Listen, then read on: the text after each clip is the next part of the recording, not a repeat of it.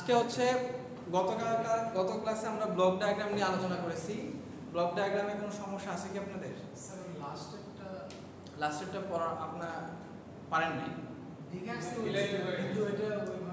আচ্ছা, এটা আমি পরে আপনাদের নেক্সট ক্লাসে আমি আপনাদের এটা একটু নোট করে রাখেন, আমি রিভিউ ক্লাসটা রিভিউ করাবো। আজকে এটা করাচ্ছি, ঠিক আছে? যেহেতু আজকে অনেক সময় চলে গেছে, আমি জাস্ট ওপেন করছে। আমি সকালে দেখেছি, আমার এখনো ওই আপনাদের স্ক্রিন 2024টা আসে নাই। আশা করি আজকের মধ্যে চলে আসলে দিয়ে দিব, আর না হলে এটা আজকে আমি আপনাদের গ্রুপে দিয়ে দিব এটা, ঠিক আছে?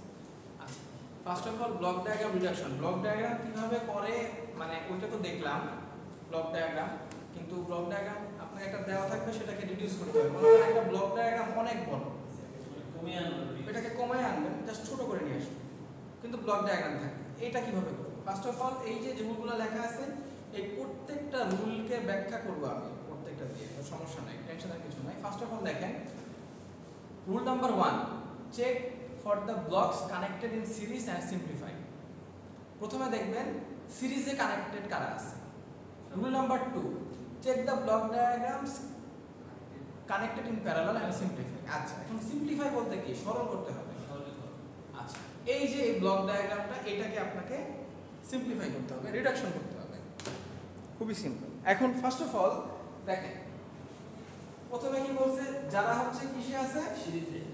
স্টেপ 1, এই ব্লক ডায়াগ্রামটা আপনাকে দেয়া আছে, এরকম একটা ব্লক ডায়াগ্রাম পরীক্ষায় দেয়া থাকবে, এটাকে সিম্পলিফাই করতে হবে। আচ্ছা, সিম্পলিফাই এখন আপনাকে পরীক্ষায় মনে করেন আপনি সব যে একেবারে হুবহু পারবেন, আপনার তো ভুল হইতেই পারে, ভুল হইলে ওইটাতে পার্শিয়াল মার্ক পাবেন। মানে আপনাদের পার্শিয়াল মার্কটা হচ্ছে অনেক বেশি থাকে, মানে আপনার কেউ পুরোটা বলে 10-এ 10, আপনি যদি একটু অল্প পারেন তাও আপনি 10-এ 7-6 পেয়ে যাবেন। টেনশনের কিছু নেই, সৎভাবে দেওয়ার চেষ্টা করেন। ইউজ রুল 1, প্রথমে কি যারা সিরিজে আছে রুল 1 তাদেরকে সিম্পলিফাই করুন। এখন দেখেন G1 আর G2 ওনারা কিতে আছে? সিরিজে আছে, ওনাদেরকে সিম্পলিফাই করে দেন। আর আরেকটা জিনিস G3 G4, এটা হচ্ছে প্যারালাল, এটা হচ্ছে ইউজ রুল 2, মানে একই সাথে দুটো রুল, G1 G2 সিরিজে, G3 G4 প্যারালাল। এখন যদি আপনার দুইটা ব্লক ডায়াগ্রাম, ফর এক্সাম্পল আমি একটু এখানে লিখে দেই, তাহলে আপনাদের জন্য এটা বোঝাটা ইজি হবে। ফর এক্সাম্পল আপনার ব্লক ডায়াগ্রাম G1 আর G2, এটা মনে করেন সিরিজে আছে, যেহেতু সিরিজ কানেক্টেড তাইলে এরা হয়ে যাবে গুণ, সিম্পলিফাইটা গুণ হবে। আর যদি G1 R G2, for example এখানে যেমন G3 G4 আর G3 যেহেতু প্যারালালই আছে, হ্যাঁ, তাহলে এদের সিম্পলিফিকেশন হবে যোগ G3 প্লাস G4। এখন খেয়াল করে দেখেন, এরা যে প্যারালাল, এটা বুঝবেন কেমন? দেখেন এর সাথে এর উপরে এ আছে, আবার এই একই জায়গায় কানেক্টেড, যদিও এটা হচ্ছে সামিং পয়েন্ট হলো তো এর একটা কানেকশন, যেহেতু এরা একই জায়গায় কানেক্টেড, দুইটা ভিন্ন মানে টার্মিনাল দিয়ে, তাদের দুটো টার্মিনালই একই টার্মিনাল, তাহলে প্যারালাল। তো আমি এখন এখানে দেখেন সিম্পলিফাই করে এই দুইটাকে কমায় লিখলাম হচ্ছে G1 G2, এরপরে এটাকে লিখলাম G3 প্লাস G4, ঠিক আছে? দেখেন তো এটা আমার কমে গেল, এখানে এটা চলে আসলো। সামিং পয়েন্টটা আমার এক্সট্রা দরকার আছে? না, দরকার নাই, চলে আসছে, এখানে জাস্ট কানেকশন দিয়ে দিয়েছি। তাহলে এইখান থেকে আমি এটা এখানে লিখতে পারলাম, তাই না? তাহলে আমার কোনটা গেল? রুল নাম্বার 1 আর রুল নাম্বার 2 গেল। রুল নাম্বার 3 আর 4 দেখি। Check for the blocks connected in feedback loop and simplify. Check for the blocks connected in feedback loop and simplify. আচ্ছা, স্টেপ 3, রুল নাম্বার 3 হচ্ছে ব্লকস একটা, এটা আর 4টা একটু দেখি, যেহেতু দুটো একসাথে করে কাজ করতেছে ওরা। If there is difficulty with take-off point while simplifying, shift it towards right. Take-off point কি? Take-off point যখন এক পয়েন্ট থেকে কয়েকটা পয়েন্ট বের হয়, সেটাকে take-off point বলে। আচ্ছা, রুল নাম্বার 3 বলছে কি? রুল নাম্বার 3 হচ্ছে check the blocks connected in feedback loop. এখন দেখেন G1 G2 এবং H1, G1 G2 H1 feedback লুপের সাথে কানেক্টেড। G1 G2 এই দেখেন ও ফিডব্যাক লুপের সাথে H1, এখন ও H1টা এই ফিডব্যাকের সাথে কানেক্টেড, এও হচ্ছে এর সাথে কানেক্টেড। আবার রুল নাম্বার 4 এ দেখেন শিফটিং মানে for shifting take off point after the blocks G5। এখন এই যে দেখেন G5, এখানে একটা টেক অফ পয়েন্ট, এখানেও একটা টেক অফ পয়েন্ট, এটা একটা প্রবলেম, এটাকে আমরা শিফট করে দিতে হবে, এইটাকে আমি এই পাশে নিয়ে দিই। দেখেন হ্যাঁ, এখন আপনি যে শিফট করছেন একটা একটা করে আসেন। ফার্স্ট অফ অল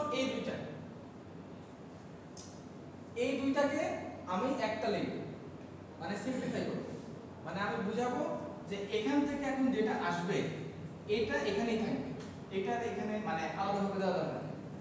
এখন h1টাকে যে আপনি এখানে সিম্পলিফাই করবেন, এখানে একটা ট্রান্সফার ফাংশন আছে না g1 g2 h এর, এটা ট্রান্সফার ফাংশনটা বের করেন। দেখেন এই যে এত এই সনটা কোথায় গেল? হ্যাঁ বলতেছি,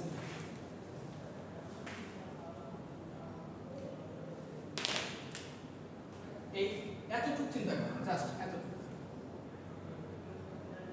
এখানে মানে একটা জিনিস মনে রাখবেন, জিনিসটা অনেক বড় কিন্তু ছোট ছোট জিনিস আপনাকে ভাগ করে করতে হবে। হ্যাঁ, এখন এটা হচ্ছে একটা দিয়ে আপনাকে সব বুঝাইছে, এক্সামে যে এটাই দিব ওইটা না, হইতে পারে জাস্ট এই সিরিজ আর প্যারালাল দিয়ে আপনাকে দিয়ে দিলাম। কথা বুঝতে পারছেন তো? ভয়ের কিছু নেই যে স্যার এত বড়টাই দিয়ে দিবে এক্সামে, তখন তো সমস্যা না, আমি ছোট ছোট করে দিব। তো আমরা যখন প্র্যাকটিস সেশনে যাব তখন ছোট ছোটগুলো করবো, তখন ওগুলো করবেন আপনারা। মানে আপনাদেরকে আমি ওইরকম ভাবে মানে আপনাদেরকে আমি একেবারে বুয়েটের মতো করে দিব, ওইরকম সম্ভব না। হ্যাঁ, তো ওই টেনশন করার কিছু নেই, মনে মনে মানে কিছু বলেন না। ঠিক আছে, G1 G2 H1 এই হচ্ছে এর সাথে কানেক্ট, তাই না? আমার কথা হচ্ছে এই পুরাটারে আমি একটা ব্লকে নিয়ে আসবো। ঠিক আছে, তাহলে এটা কিভাবে আনবো? এটা ট্রান্সফার ফাংশনটা বের করি। তো ট্রান্সফার ফাংশনটা কি হবে? এটা হচ্ছে আপনার output divided by input G1 G2। দেখেন এখানে ট্রান্সফার ফাংশন দেখেন G1 G2।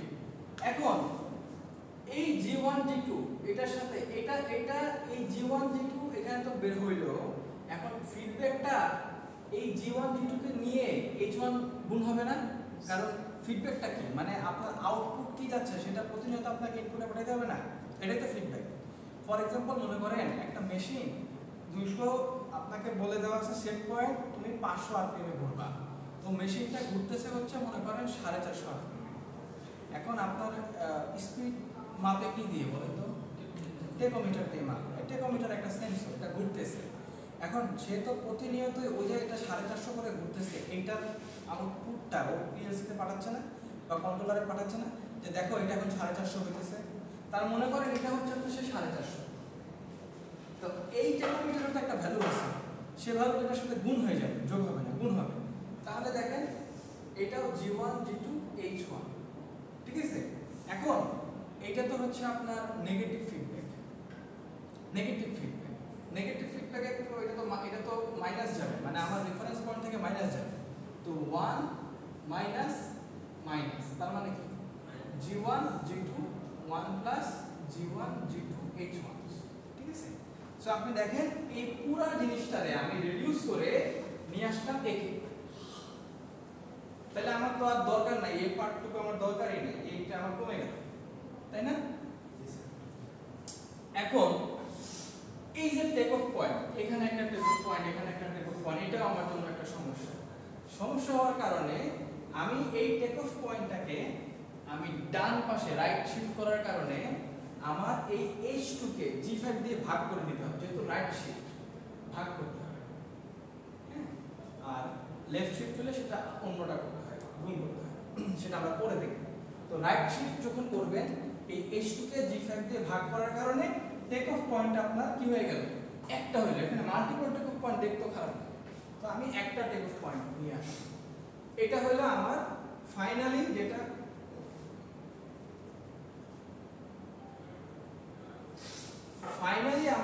মোটামুটি আউটপুট আসার কথা, এখান থেকে এখানে আসছে। এখন এটার থেকে এটা দেখতে একটু ভালো লাগে, তাই না? এখন এটাও কতটা ভালো না, এটা এখন আবার চেঞ্জ করব। স্টেপ 3 তে কি করব? এই use rule number 1 G3 plus G4 and G5 G3 plus G4 G5 আবার এটা কি সিরিজে, কিন্তু দেখেন এটা তো এখন সিরিজ থাকলেও এটা তো যোগে আছে, তার মানে এটা হচ্ছে এই G3 plus G4 এর সাথে এই G5 গুণ হয়ে যাবে। এই দেখেন গুণ করে দিয়েছে, তাই না? দেখতে আরেকটু ভালো হয়েছে। এখন use rule number 3 for blocks G3 plus G4 G5 and H3। তার মানে এই সিমিলার জিনিসটা যেটা আগে আপনাকে এখানে দেখাইছি এটা এখানে অ্যাপ্লাই করুন। ট্রান্সফার ফাংশনটা বের করে ফেলেন। এটা ট্রান্সফার ফাংশন বের করে দেখেন, এটাই তো আপনার আউটপুট। উপরে থাকবে এটা আর নিচে 1 plus G3 plus G4 G5 H3, ওই যে ওইটার মতো করে, এটা কিন্তু প্লাস না, 1 মাইনাস মাইনাস মাইনাস। হ্যাঁ, কিন্তু আর আপনার ফিডব্যাক থেকে তো আপনি ওটা যেহেতু সে নেগেটিভ ফিডব্যাক, দেখেন নেগেটিভ মাইনাস মাইনাস, সেখানে এই গুণফলটা যেটা আছে সেটা মাইনাস আসছে এই নেগেটিভ থাকার কারণে। আবার এই পুরো সিস্টেমটাই হতেছে আপনার মানে ট্রান্সফার ফাংশনের লাস্টে আমি 1 থেকে মাইনাস করি। মাইনাস কেন বলি? কারণ হচ্ছে আপনি একটা কমান্ড করেছেন যে তুমি 500 আরপিএম এ ঘুরবা, ও ঘুরতেছে 450 আরপিএম এ, আপনার যে 50 আরপিএম বানাইতে হবে এটা আপনি কেমনে বুঝবেন? আপনাকে মাইনাস করতে হবে। 1 মাইনাস মানে ফর এক্সাম্পল 500 মাইনাস 1 কেন? 1 হচ্ছে রেফারেন্স পয়েন্ট, আর যখন আপনি ওটা সেট পয়েন্টটা করবেন তখন আপনার রেফারেন্স পয়েন্ট হবে 500 আরপিএম। আমার কথা কি বুঝতে পারছেন? মানে ওই 500 টাকে এখানে রেফারেন্স হিসেবে 1 ধরা হয়েছে। তো 500 মাইনাস 450 মানে কত? 50 আরপিএম। যেহেতু এটা 50 আরপিএম পজিটিভ, তোমাকে এটা বাড়াইতে হবে, প্লাস বাড়াই দেবে, সাথে সাথে দেখবে তো মেশিন বাড়াই দেবে। 50 আরপিএম ঘোরার জন্য যতটুকু ফ্রিকোয়েন্সি বাড়ানো দরকার সে বাড়াই দেবে বিএমডি থেকে। এখন মনে করেন মেশিনটা ঘুরতেছে আরো বেশি, আপনার রেফারেন্স পয়েন্ট কত? 500, সে ঘুরতেছে 550, তখন সে কি করবে? 1 মাইনাস 550 হয়ে যাবে। 550 তে তখন রেজাল্ট কত আসবে? -50। এখন -50 এর মেশিন তখন কি বুঝবে? যে আমাকে 50 আরো কমাই দিতে হবে, তখন ফ্রিকোয়েন্সি যতটুকু কমানো দরকার বা ভোল্টেজ কারেন্ট যা কমানো দরকার সে ভিএফডি থেকে কমাই দেবে। বুঝছেন? সো এই 1 মাইনাস যেটা, মাইনাসটা হচ্ছে আপনার এটা সবসময় করতেই হবে, আর বাকি যে মাইনাসটা এখানে আসছে সেটা এটার জন্য, বুঝছিস? নেগেটিভ। হ্যাঁ, তো 1 মাইনাস মাইনাস মানে কি? প্লাস। সো এই জন্য এখানে দেখেন এটা আসছে, এইটা এরকম চলে আসছে, ঠিক আছে? আসার পরে এটা হচ্ছে আপনার রুট, মানে এখন খেয়াল করে দেখেন এইটা তো আবার সিরিজে আছে। হ্যাঁ জানেন সিরিজে আছে, তো সিরিজ করেন, জাস্ট কিছু না, দুইটাকে গুণ করে দেন। দেখেন এই পার্টটুকু আর এই পার্টটুকু নিচের মধ্যে গুণ, এই পার্টটুকু এই পার্টটুকু গুণ, এই পার্টটুকু এই পার্টটুকু গুণ, মানে কি? এটা numerator part denominator part, numerator part denominator part, numerator মানে লব গুণ হয়ে গেছে, পুরো করে আবার হর গুণ হয়ে গেছে। তারপরে দেখেন সিম্পল একটা ডায়াগ্রাম না একটা, তাহলে এটাকে এখন করতে পারবেন না এরকম ট্রান্সফরমেশন বের করা যাবে, ওই যে আগের মতো অ্যাপ্লাই করে, তাই না? তো এইটাকে আপনারা বের না করতে পারেন, এখানে এনে রেখে দিলেও এটা হয়ে যাবে আপনাদের জন্য, বাট এটা এখান থেকে সিম্পলিফাই করে আমরা একটা ব্লক ডায়াগ্রাম নিয়ে আসি। এক্সামে হচ্ছে আপনাদের কমন ভাবে করে দেওয়া হবে যাতে এখানে খুব বড় না হয়, হ্যাঁ, টেনশনের কিছু নাই। তো সিম্পলিফাই এভাবেই করতে হবে। তো এই একটা ব্লক ডায়াগ্রাম হয়ে গেলে তখন এই যে ওয়াইএস আর এস আপনাকে ট্রান্সফরমেশনটা বের করতে হবে। সো এটাকে এভাবেই করতে হয়, এটার আর কোনো উপায় নেই। সো এটাকে এখন এটা অনেক বড় হয়ে গেছে, কিন্তু ইনশাআল্লাহ আমরা নেক্সট ক্লাসে, মানে এটা হচ্ছে একটা ব্লক ডায়াগ্রাম দিয়ে পুরোটা সিলেবাস কভার হয়ে যায়, এই জন্য একটা দিয়ে আমি বড়টা শিখাইছি। আমরা এরপরে যখন প্র্যাকটিস করব আমি ছোট ছোট গুলো করে দেখাবো, তো টেনশনের কিছু নেই, মানে ভয়ের কিছু নেই। হ্যাঁ, ভয় পাই যাবে। কন্ট্রোল সিস্টেম ফিগারটা দেওয়া থাকবে। হ্যাঁ উপরে ফিগারটা দেওয়া থাকবে। হ্যাঁ ফিগার না দিলে আপনি করতে পারবেন না, এটা না দেন। ওইটা রুলসগুলো দেওয়া থাকবে। হ্যাঁ রুলসগুলো, হ্যাঁ এই প্রত্যেকটা জিনিস দেখেন, এবং দেখেন আমি মানে নিজেও সাজানো গোছানো না থাকলে বুঝতে পারি না, এই জন্য সব কিছু এখানে ব্যাখ্যা করে দেওয়া আছে, ঠিক আছে? আপনারা এটা পড়ে নেবেন, আর পরে প্র্যাকটিস করে আমি 2-3টা আলাদাভাবে প্র্যাকটিস করে দিব, ওইগুলাই করলে হবে। ওইগুলোর মধ্যে তখন সবগুলো একসাথে আসবে না। মনে করেন কোথাও শুধু আপনার প্যারালাল আর সিরিজগুলোকে কানেক্ট করে ট্রান্সফরমেশন করছি, এইটা কোথাও হচ্ছে সিরিজ প্যারালাল করার পরে একটা ফিডব্যাক থাকবে, সেটা কোথাও শুধু টেক অফ পয়েন্ট দিয়ে এই আর মানে কঠিন হবে, তাহলে আরো সহজ হয়ে যাবে, ঠিক আছে? আর এক্সামে হচ্ছে এইরকম কোশ্চেন পুরোটা এত বড় দেওয়া থাকবে না, সিম্পল একটা দুটো দেওয়া ভেঙে নেবে, ঠিক আছে? টেনশনের কিছু নাই। তবে সেট সিতে হচ্ছে অনেক কঠিন। সেট সিতে আপনি মানে ইজিলি পাবেন। ওই এমন ভাবে দেওয়া থাকে ওই একটা করতে যদি আপনি অনেস্টি বজায় রেখে করেন একটা করতে আধা ঘন্টা সময় লাগবে। মানে সেট সিকিউরিটি আমরা দেখছিলাম এই ইউএসএসএল সার্চ এটা যেটা মাথায় এসে ওটা হচ্ছে আচ্ছা এটা গেল একটা পার্ট। এটা এখন এইটা একটা জিনিস খেয়াল রাখেন যে follow a step this steps in order to calculate transfer function of the block diagram having multiple inputs। যেখানে মাল্টিপল ইনপুট থাকবে তার ব্লক ডায়াগ্রাম বের করতে হলে মানে ট্রান্সফরমেশন বের করতে হলে প্রথমে find the transfer function of block diagram by considering one input at time and make the remaining inputs as zero. মানে যখন মাল্টিপল ইনপুট থাকবে শুধুমাত্র একটা ইনপুট কনসিডার করুন, বাকিগুলো জিরো থাকবে। যদি এটা ম্যাডাম এখানে করে নেই, দরকার নেই, জাস্ট বলার জন্য বলতেছি। তারপর রিপিট স্টেপ 1 এটাকে বারবার মানে করেন আপনার তিনটা ইনপুট তাহলে তিনবার এটাকে রিপিট করবেন। আর step 3 get the overall transfer function by adding all those transfer function. তারপরে কি করবেন ওই তিনটা ট্রান্সফার ফাংশনকে যোগ করে দিবেন। That's it.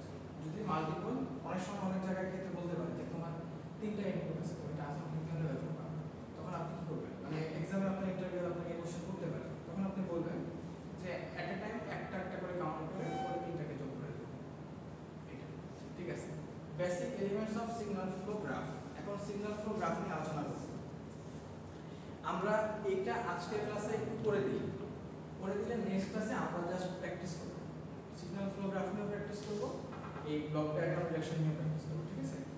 আর নাইলে আপনারা বললেন আজকে থেকে সেখানে ছেড়ে দিই, মানে এটা খুব ইজি, এটা কঠিন কিছু না, সময় আছে বেশি। আমরা এটা করি। প্রথমে দুটো জিনিস আপনাকে মনে রাখতে হবে। নোড, আমরা ক্লাসে তো যখন 1 করছি নোড নিয়ে আলোচনা করছি। নোড কি? Node is a point which represents either a variable or a signal. There are three types of nodes: input node, output node, and mixed node. Input node হচ্ছে it is a node which has only one outgoing branch, মানে শুধু বের হয়ে যায়। আচ্ছা node মানে just আপনি তারপর মনে রাখেন জাংশন, অনেকগুলো সিগন্যাল এসে এক জায়গায় পড়লে ওটা হচ্ছে নোড বলা হয়। আউটপুট নোড হচ্ছে ইনপুট নোড হচ্ছে যেখানে শুধু ইনকামিং আসে, আর আউটপুট নোড হচ্ছে a node which has only incoming branches। এখানে ইনকামিং আউটগোয়িং এর মধ্যে একটু পার্থক্য আছে, এটা আলোচনা করতেছি। আর মিক্সড নোড হচ্ছে যেখানে ইনপুট আউটপুট দুটোই আসে। এখানে খেয়াল করে দেখুন ফার্স্ট অফ অল এখানে এটা একটা signal flow graph. First of all the nodes presents in the signal flow graph আর নোড কোনটা কোনটা দেখুন। এই y1 একটা নোড, y2 একটা নোড, y3 একটা নোড, y4 একটা। এখন y1 আর y4 আর দা ইনপুট নোড। দেখেন y1 এখান থেকে বের হইছে, তাই না? আর y4 এখানে ঢুকতেছে। y1 থেকে বের হইছে, বের হচ্ছে কিন্তু আউটগোয়িং, তার মানে এটা ইনপুট। বের হলে ইনপুট, হ্যাঁ বের হচ্ছে মানে কি ও কোথাও যাচ্ছে, কারোর কাছে যাইতেছে। তাহলে আমার থেকে যাচ্ছে মানে কি আমি ইনপুট, ওর জন্য আমি ইনপুট আনি। হ্যাঁ ফর এক্সাম্পল আমি আপনাকে 10,000 টাকা দিলাম, এটা হচ্ছে আমার আপনার কাছে এটা আমার ইনপুট 10,000। এরকম হওয়ার কথা ছিল না, চলে গেলে আউটপুট চলে যাবে না, কিন্তু দিতেছি তো আমি, আমার জন্য তো এটা আপনার কাছে ইনপুট। আমি যদি আমি আউটপুট বলি আপনারা, আপনি তা দিবেনই না, আরে দিয়ে তো দিচ্ছেন। ফর এক্সাম্পল এটা এইভাবে বোঝা যায় নাইলে আর কি করে। সো y1 টা হচ্ছে বের হইলে সেটা হচ্ছে ইনপুট, আর y4 so y1 input node and y4 যেটা সেটা হচ্ছে আপনার আউটপুট নোড। কারণ এখানে হচ্ছে যাচ্ছে, এখান থেকে আপনি আউটপুটটা পাবেন। আপনার লাস্ট ফাইনাল আউটপুট আপনি কার থেকে দেখেন? y4 থেকে। এই জন্য হচ্ছে y4 যার কাছে যাবে সে আউটপুট। এই যে দেখেন y4 থেকে আপনি আউটপুট পাইতেছেন, আপনি কি মনে করতেছেন বাম পাশে আমি ইনপুট ঢুকাই, তাই না? তো এইটা হচ্ছে আমার ইনপুট, ডান পাশ থেকে আমি আউটপুট দেখি ফাইনাল ভ্যালুটা পাই, এটা হচ্ছে আমার আউটপুট। ওকে। আর এখন y2 আর y3 দেখেন, y2 থেকে বের হইছে আবার ঢুকছে, আবার y3 তে দেখেন ঢুকছে আবার বের হইছে, তাহলে তো এটা কি হয়ে যাচ্ছে মিক্সড, ঠিক আছে। সো এখানে y2 আর y3 কি হচ্ছে মিক্সড নোড। এই দুটো কনসেপ্ট বুঝে আসছে? জি। আচ্ছা এখন খেয়াল করে দেখেন branch. Branch is a linear line segment which joins two node। দেখেন তো এই এটা y1 আর y2 কে কানেক্ট করছে না, তারপরে y2 y3 কে b কানেক্ট করছে না, আবার y3 y4 কে c কানেক্ট করছে না, আবার -d এটা আলাদাভাবে y2 y3 কে কানেক্ট করছে না, এটা হচ্ছে আপনার branch. For example there are 4 branches A B C and D, এবং এই ব্রাঞ্চগুলো আপনার গেইন নির্ধারণ করে। গেইন মানে A আর B এর যে ভ্যালুটা কত হতে পারে, কত, সেটা হচ্ছে যেমন y1 y2 এর মধ্যে A হচ্ছে গেইন, আবার ব্রাঞ্চ। এই জিনিসটা পুরোপুরি ক্লিয়ার হয়ে যাবে, আমি এটা আপনাদেরকে একটা একটা করে করাই দেব। আমি জাস্ট শুধু স্লাইড দেখাবো না, এটা আমি আপনাদেরকে করাই দিই, তাহলে আপনাদের জন্য ইজি হয়ে যাবে।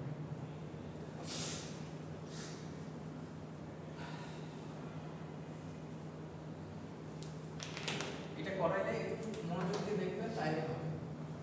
y2 is equal to a12 y1 plus a42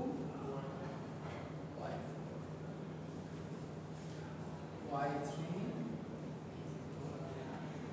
a23 y2 plus a53 y5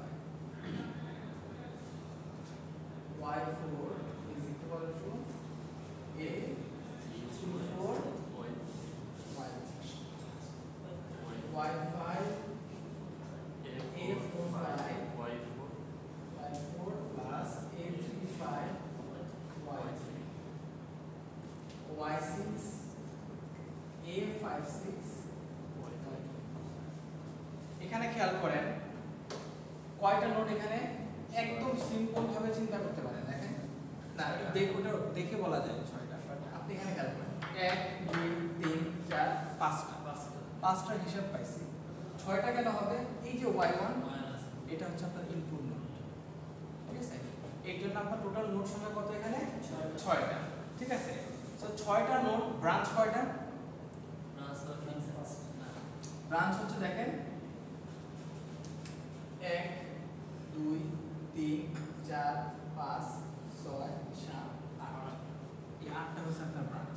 এরকম একটা ইকুয়েশন যদি এক্সামে দিয়ে দেওয়া হয় এবং বলা হয় যে এখানে নোট কয়টা, ব্রাঞ্চ কয়টা, এখানে কিন্তু 3 নাম্বার থাকতে পারে, 3 নাম্বার।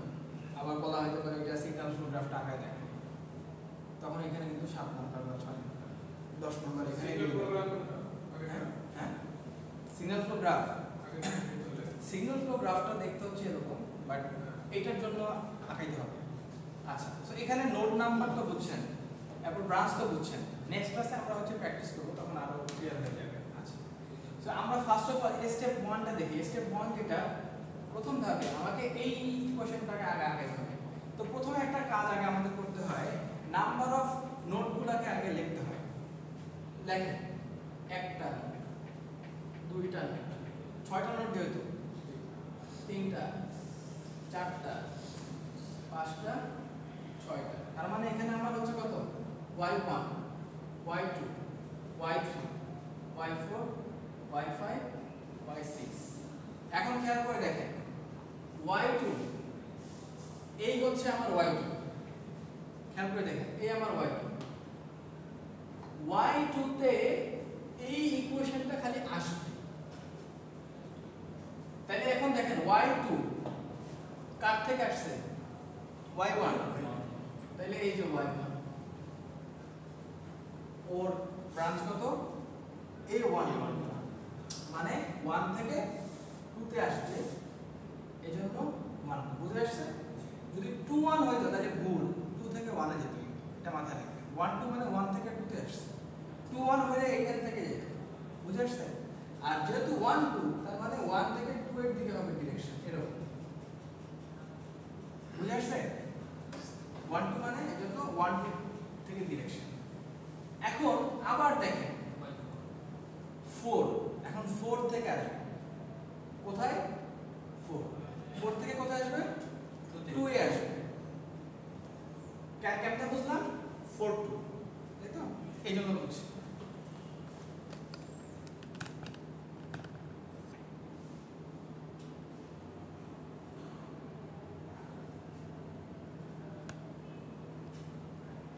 সো এখন a42 মানে y4, মানে y4 থেকে তো আসবে, এটা তো বোঝা গেল। আর 42 হবে মানে 4 থেকে 2 তে আসবে, এরকম। তাহলে a4 এখন আপনি আমাকে বলতে পারেন স্যার বইতে এভাবে দেওয়া আছে, মানে আপনার সাইড এভাবে দেওয়া আছে দেখে আপনি নিচ দিয়ে আঁকেন। এখন আমি কি নিচ দিয়ে আঁকাবো কেন? না, যে কোনো দিকে আপনি যদি বলেন যে না স্যার আমি এইভাবে আঁকতে চাচ্ছি, তাহলে আপনি এইভাবে আঁকেন, কোনো সমস্যা নেই। ইঞ্জিনিয়ারিং এ মুখস্থ কিছু নেই, শুধু ডিরেকশনটা ঠিক রাখা। হ্যাঁ ডিরেকশন ঠিক রাখতে হবে। তা এরপরে গেল, এখন এরপরটা আসেন আমার y2 পার্ট কমপ্লিট। এখন আমি y3 তে আসি। y3 তে মানে কি? y3 তে মানে হচ্ছে আমার y2 থেকে আসবে 2 3, ডিরেকশনটা হবে 2 3, সো y2 থেকে 3 তে আসবে a 2 3। আরেকটা যেটা বাকি 5 3, মানে y5 থেকে একটার মধ্যেই করব, একটার মধ্যে এখানে স্টেপ স্টেপ বোঝানোর জন্য, কিন্তু আপনি করবেন এইটার মধ্যে, মানে যদি স্টেপ স্টেপ করে তাহলে কিন্তু ভুল। আচ্ছা ঠিক আছে, স্টেপ স্টেপ না, একটার মধ্যেই করবেন। আচ্ছা y53 আপনি দেখেন লাস্টের রেজাল্টটা y53 যেটা,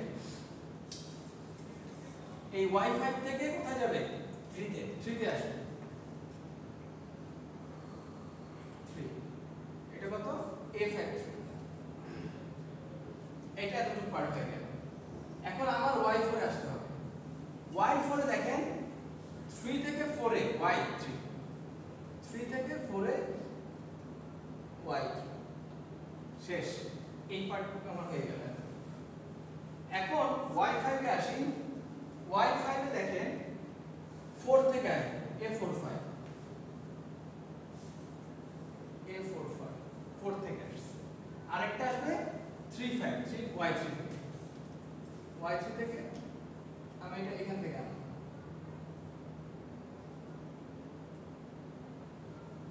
a35, আর লাস্ট যেটা দেখেন y5 থেকে যাবে a56।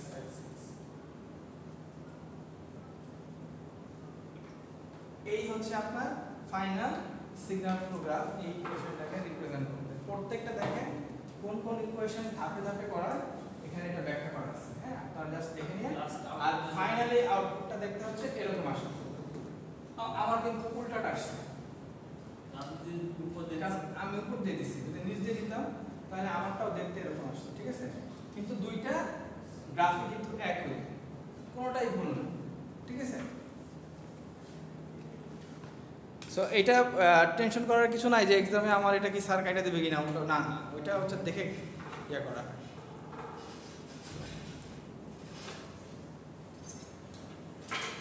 সো এতটুকু পর্যন্তই। আমরা নেক্সট ক্লাসে কয়েকটা ইনশাল্লাহ প্র্যাকটিস করব, ঠিক আছে? যদি কোনো প্রকার কনফিউশন থেকে থাকে সিগন্যাল ফ্লো গ্রাফ নিয়ে আমাকে জিজ্ঞেস করুন। এটা খুবই মানে ইম্পর্টেন্ট এবং মজাও।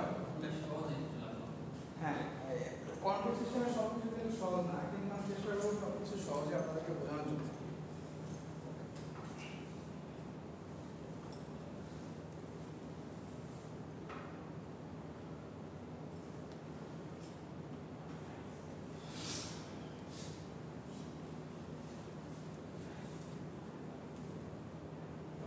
আপনারা চাইলে এই গ্রাফটা, যেহেতু 5 মিনিট সময় আছে, আপনারা চাইলে এটা একটু প্র্যাকটিসও করতে পারেন। প্র্যাকটিস করে দেখেন, এই গ্রাফটা আঁকান, এই যে এটা আঁকান, আঁকায় মানে এই ইকুয়েশনটা লেখেন, লিখে নিজে নিজে একটু প্র্যাকটিস করে দেখেন পারেন কিনা। কতগুলো নোট, কতগুলো ইকুয়েশনটা লেখেন, লিখে দেখেন নোটগুলো আইডেন্টিফাই করতে পারেন কিনা, ব্রাঞ্চগুলো আইডেন্টিফাই করতে পারেন কিনা।